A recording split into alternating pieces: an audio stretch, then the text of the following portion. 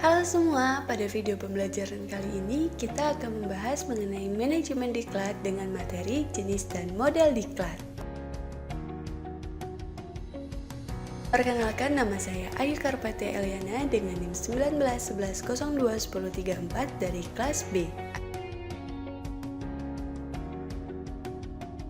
Adapun peta konsep yang akan kita bahas mengenai materi bab 3, yang pertama, jenis-jenis diklat dengan submateri, diklat kepemimpinan, diklat fungsional, dan diklat teknis. Yang kedua, model-model diklat dengan submateri, pengertian, dan model training need assessment, dan model ADDIE.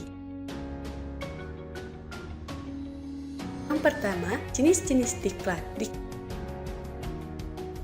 Diklat kepemimpinan. Diklat kepemimpinan adalah proses penyelenggaraan belajar mengajar untuk mencapai persyaratan kompetensi kepemimpinan aparatur pemerintah yang sesuai dengan jenjang jabatan struktural.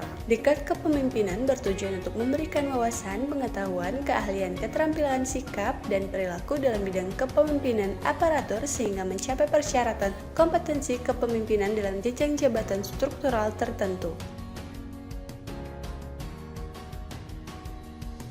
Diklat fungsional. Diklat fungsional adalah pendidikan dan pelatihan yang dilaksanakan untuk mencapai persyaratan kompetensi yang sesuai jenjang jabatan fungsional masing-masing.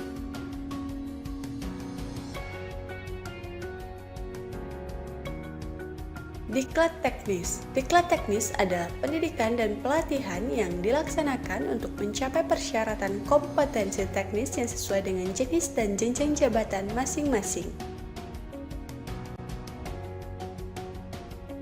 Yang kedua, model-model diklat.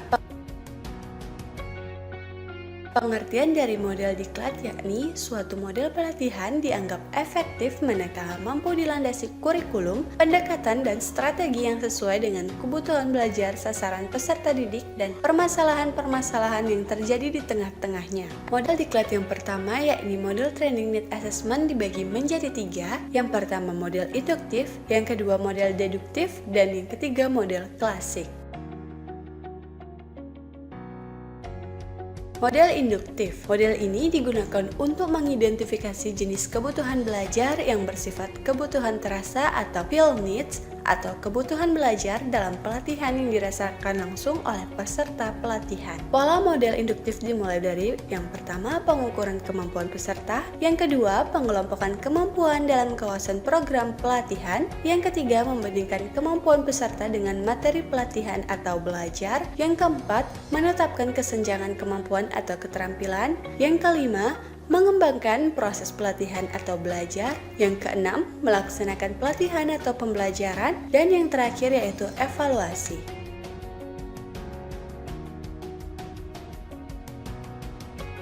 Model deduktif. Model deduktif yakni pendekatan pada model ini dilakukan secara deduktif dalam pengertian bahwa identifikasi kebutuhan pelatihan dilakukan secara umum dengan sasaran yang luas.